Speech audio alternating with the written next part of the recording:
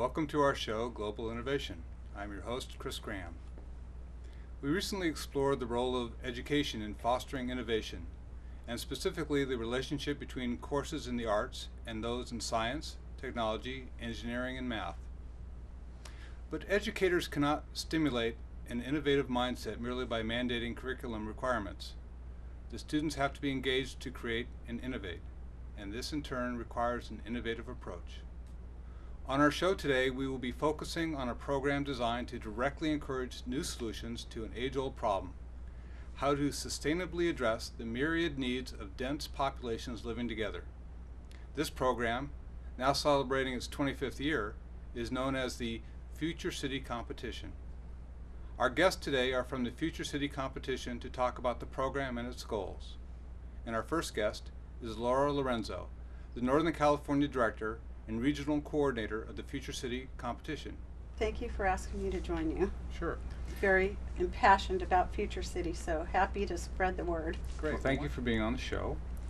And what I'd like to start off with is if we can describe a little bit about the competition. What is Future City Competition and some of its goals? Okay. Thank you for having me. I'm very impassioned about Future City and happy to spread the word. Future City Competition is an international competition designed for middle school students, 6th, 7th, and 8th graders. The students work in a project-based environment and design cities of the future. Okay, so a project-based environment.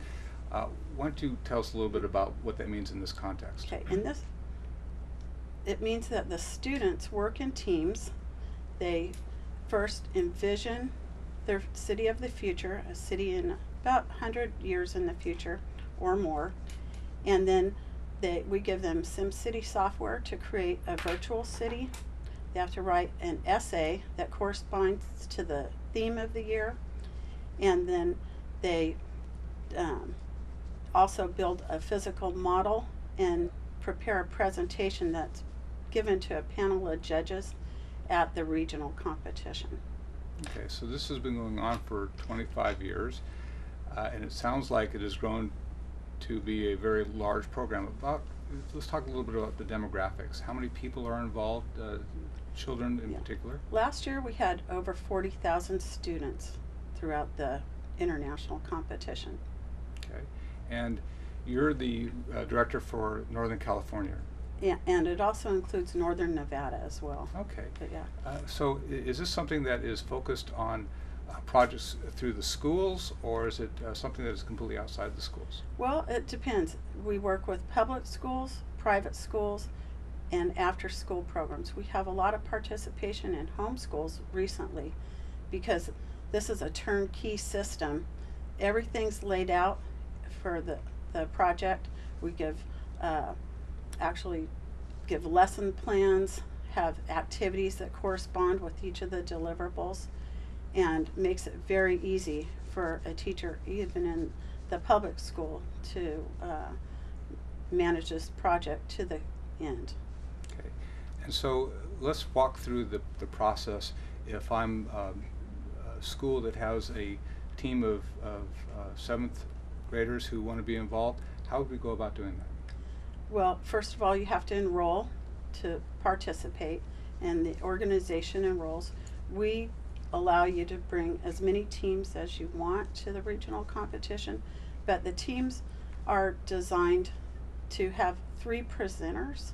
The thing that works a little bit differently in different schools, sometimes like in Stanislaus County, all of the middle schools participate, and they have their own internal program, which is something that we're trying to use that school as a model, and we'll hopefully be working with Folsom and San Jose next year so all the schools will do this, because the nice thing about Future City, it meets all the STEM and STEM requirements. And so when the teams get together, sometimes the whole classroom participates, and some kids build the physical model, some kids work on the essay, but when they come to the regional competition, there's 3 presenting students. Then they work with their educator, and we try to give each team a mentor, which sometimes a challenge for us because there's a preconceived notion that the mentors have to be engineers, since this is, a competition that really promotes engineering. It's part of eDiscovery. It's a sponsor, and it's part of Engineers Week. That's why we hold our competitions during a certain period, and then the national competitions held during Engineering Week in February. Okay. And so I have a team, and we're given a theme. Right. And what would be this year's theme? This year's theme is around utilizing public spaces, designing your city to have public spaces. Sometimes it could be converting an old, maybe railroad area that's no longer used into something that the whole public can enjoy. And past themes have included how to utilize transportation systems, how to recover from a disaster, and also there was a good one on medical technology that we had a few years ago. And these kids, remember, they're 6th, 7th, and 8th graders, and when you hear their presentations and read their essays, it's unbelievable that these kids come up with such great ideas, because there has to be some kind of real logical foundation. You can't just have people flying all over, to get from one place to another. But I know in the disaster theme, there was a team that had a solution that just still resonates with me, and something we could be doing today. Their city was built on a coastline, and so the disaster was a typhoon and tsunami, kind of tied in the theme when we did have a big tsunami a few years ago. And they built modular homes out of containers. So they were already prefabbed with a bathroom, a kitchen, a system to collect water and to purify it. And then they had these modulars all set up on barges off someplace else, in the ocean. And so when the disaster hit, within a few days, they were able to bring these barges in and immediately house people. It was awesome, and I still never forget that. Another team came up with a solution when our theme was alternative energy sources. They built their city on huge salt blocks, and so as the salt blocks moved, it created a friction, and that's how they generated their energy for their city. And so is it the mentor who helps provide the engineering guidance?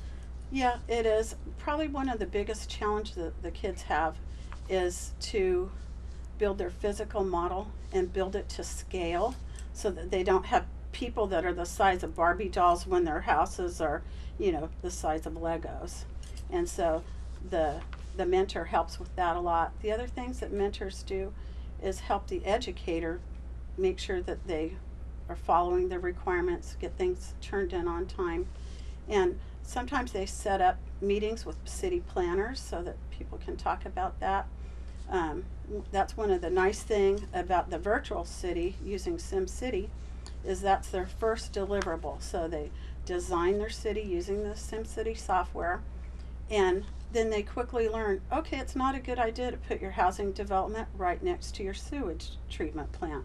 And so the SimCity software will say, hey, heads up, not a good idea. And so they learn something, and then they talk with planners, and I've even learned that a lot of planners use SimCity just to get the initial feel of what their new city would look like. And they teach, and I've learned that through the Future City program. It was something I never would have thought of, And so then the kids start working on their essay, and like I said, it could be the 3 presenting students that do that, or it could be someone else on their big team. But the essay has to correspond to the theme, and there's a lot of components that are outlined in the handbook that tell them what type of things they need to address in their essay. And this is a competition, so how is it judged? Okay, so there's the 2 pre-deliverables are the virtual city and then the essay. And so the teams work on those, and then they submit them through our online system. And then we have judges that are volunteers that look at the virtual city or the essay, and then Future City organization has a whole metric where it tells you how to grade each of those components. So it's all fairly graded. Everybody's graded the same, and then a lot of the deliverables are viewed by more than one judge. And so if you have one judge that really loved this one thing and another didn't, it kind of evens it out. But it's all anonymous, so you don't know what school submitted which thing. So they all just are numbers, so you have no idea. So if you're somebody that's in San Jose, judge, you don't know if this is from San Jose or it could be from Reno. Oh, so So the schools have a competition over a wide area. Yes. And does the competition have several layers? Is it like a regional competition and then a national? Yes. And so after the essay and the virtual city are already completed, then we meet in January for our regional competition. And generally we have it someplace different each year, but this year it's going to be in San Jose at Monroe Middle School, January 14th. It's always on a Saturday. And then all of the teams that have signed up to participate come that morning. It's crazy. They bring their model, and then they have 3 students that are prepared to give their presentation. And so they arrive. It's kind of crazy every year, but and the kids are so excited. And one of the things that we really talk to the kids about is one deliverable you really have to keep in mind is you got to have fun. Don't quit because you think your project sucks, as they put it. So what if it does? Show up and participate, and you'll learn something that you can pass on, a lessons learned for the next year. And so that's one of the big things that I really try to convey to the educators. And that's a nice thing about a mentor. They can help motivate the students.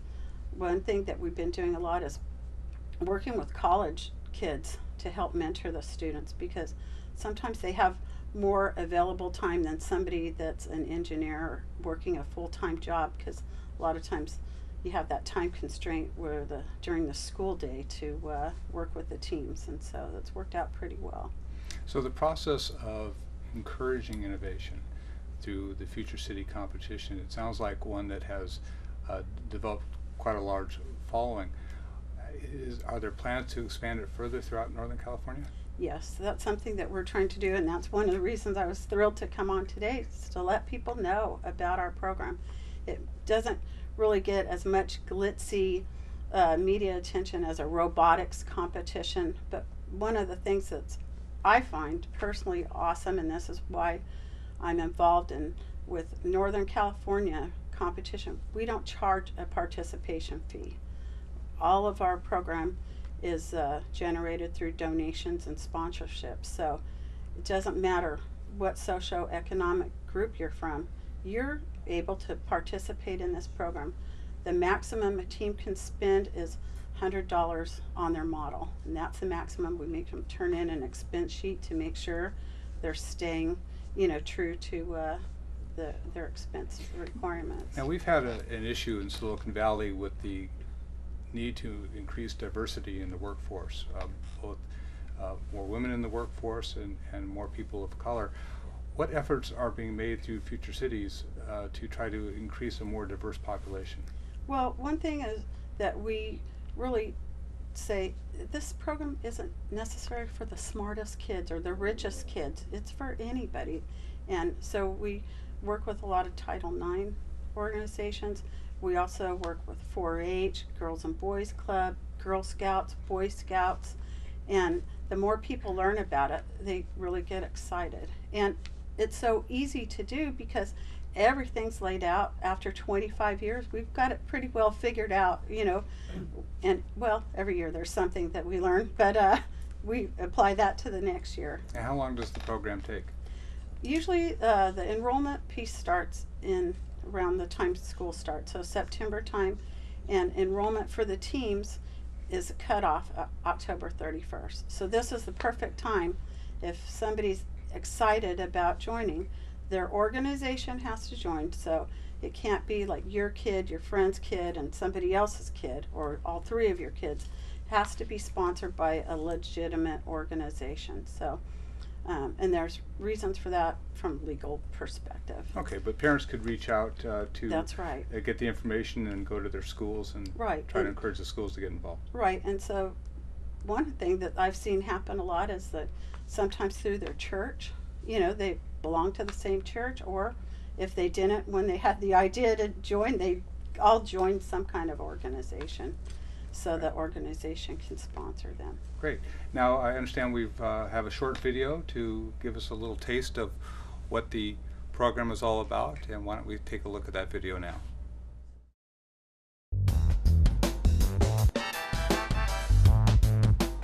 Who's going to save our planet? Our kids that are here in our future cities, they're going to save the planet.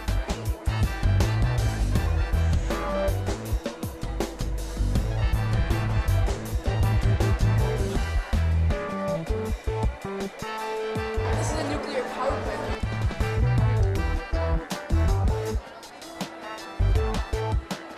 Potential to do something better for the society in the future.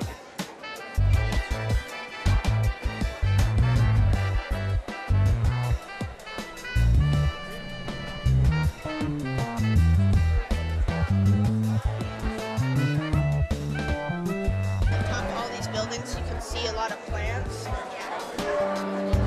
Gets them thinking outside the box and thinking as a team and working together and coming together.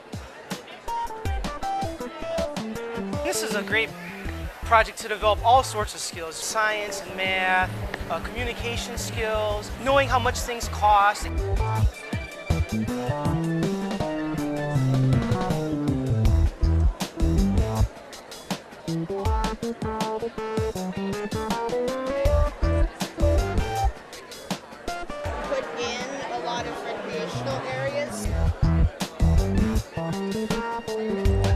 Collaborative skills, critical thinking, and problem solving.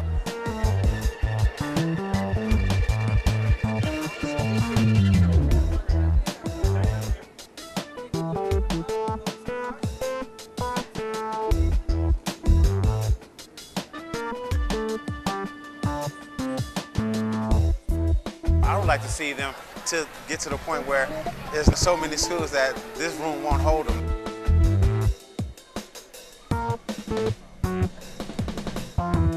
St. Paul lacrosse school.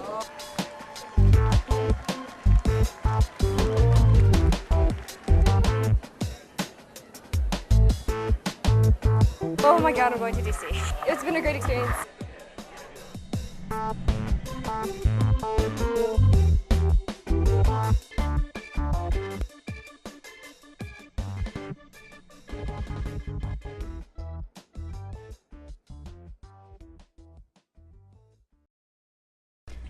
Well, that was a really interesting video, and it gave me a much better flavor for what the program's all about. Thank you for bringing that. And I understand you have a personal example of why this program impacts people other than just the participants themselves. I do.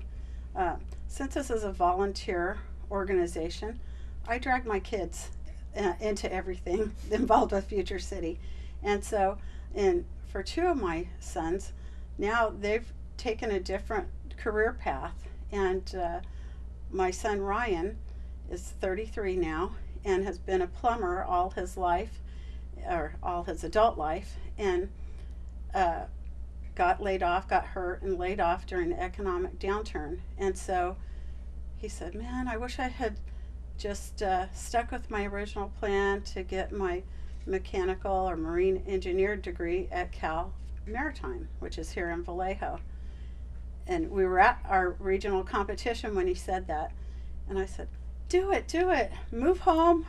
You can fix up my house and while you're going to school. And so he just started his degree program at Cal Maritime this year. He worked for 4 years, real dedicated work to be able to be a transfer student there. And then my other son, Jonathan, is now taking classes to become a project manager. And then the side benefit is something with engineers. In my paid career, I work with a lot of engineers, and one of the benefits is that the engineers actually learn how to work on a project and how to manage a project. So that's very rewarding on a career perspective for me, because it makes life a lot easier. So when we spark innovation, you Yep. never know where the goes- fire may burn. Yeah, and then every year, I shared this with Kathy not too long ago, but every year it's like after the regional, I'm like, oh, this is the last year. It's so exhausting. But something happens at every competition that just keeps me going. And last year, a mom came up to me and she said, I'm from Vietnam. My mom did nails. I do nails. And thank you for joining us here on our show today. I suppose that the website would be under Future Cities Competition? Yes, Future City. Go to the region, Northern California region. That's where you'll find all of our information. Okay, I understand you're a volunteer with Future Cities, that you have a full-time job Yes, I do. otherwise, so thank I you do. for your You contribution have to have a real the passion for this.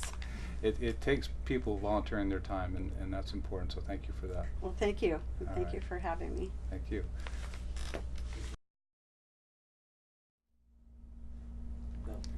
Our second guest is Kathy Naganuma.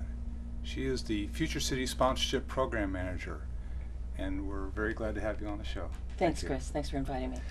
Now, tell me, I know that you have your own consulting business in project and program management, which is a area which I'm sure keeps you very busy. So, as someone who's also volunteered, like our last guest, how did you get involved, and what attracted you to this program? Well, I first heard about it through the Sacramento Project Management Institute group, and what attracted me was I have 2 children that are in a project-based learning school right now, and I just see, it makes me want to go back to school as a kid. Of course, we all want to be kids, right? But it's the way they do it is they all work in projects. They have to learn how to work with each other, how to manage a schedule, and then they, as children, as early as the 7th grade, they have to stand up in a suit and tie and present to their class and a panel of judges. And when I heard about Future City, I thought, this sounds exactly like the school that my kids are going to. And I just think it's such a great way for kids to learn and get involved, get exposed to all these different things that they may not normally see.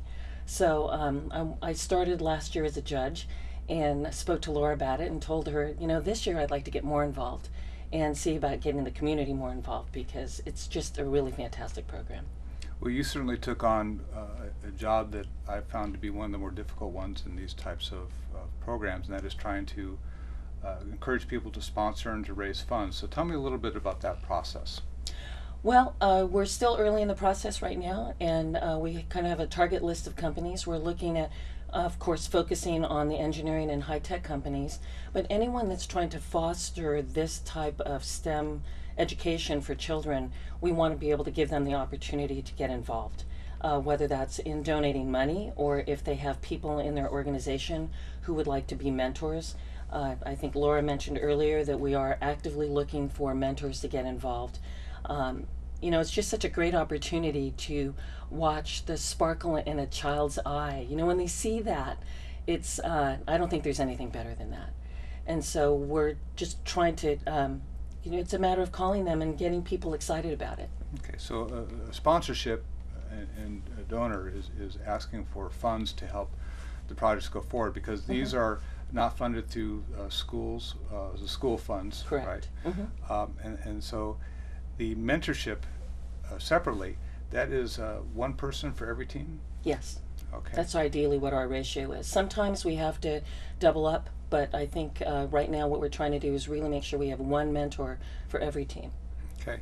Now, in Silicon Valley, we've had a growing need for technology companies to step up to the plate and to become more actively involved in charitable giving and in these types of programs. What do you tell a technology company on why they should participate?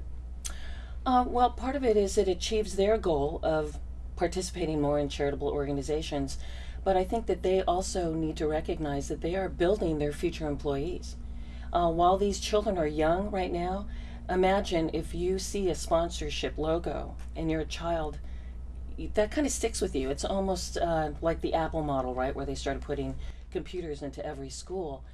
These high-tech companies have the opportunity to get their name out there with children so that they can then say, I want to work for that company when I go get a job. And so there's a kind of a dual benefit. And so we can give them a plug. Give us some examples of the sponsors that were currently involved. Well, the one sponsor I know for sure of is Cisco. I'm sure that anything would be appreciated. Right. Are there particular levels that are looked for from individual sponsors, particularly companies? Well, from a company perspective in particular, we have a gold membership, a gold sponsorship, which is at $5,000, and silver, which is at $2,500. So from a overall donation perspective, it's probably not a very large percentage of what they have to donate. So we're hoping that that's going to make the threshold at the right level, that we'll be able to get more companies involved.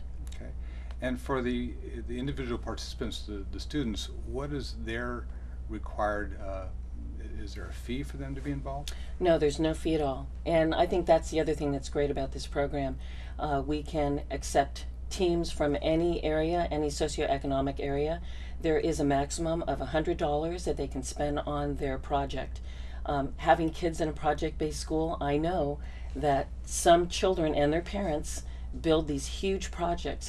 And they can spend a lot of money on them, and it's just not as fair. It doesn't feel as fair.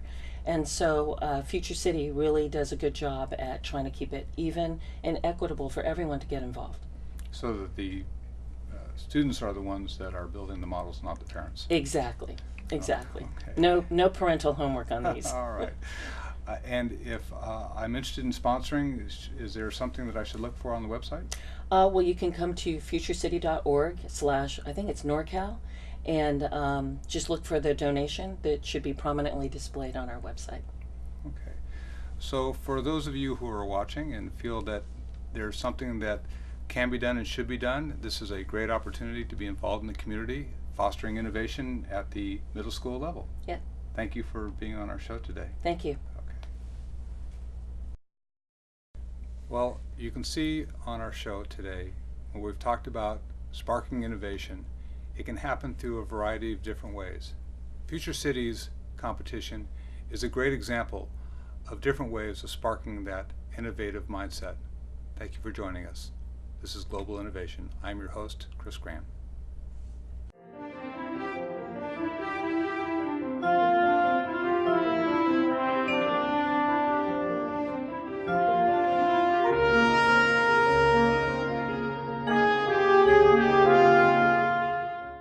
Welcome to Global Innovation.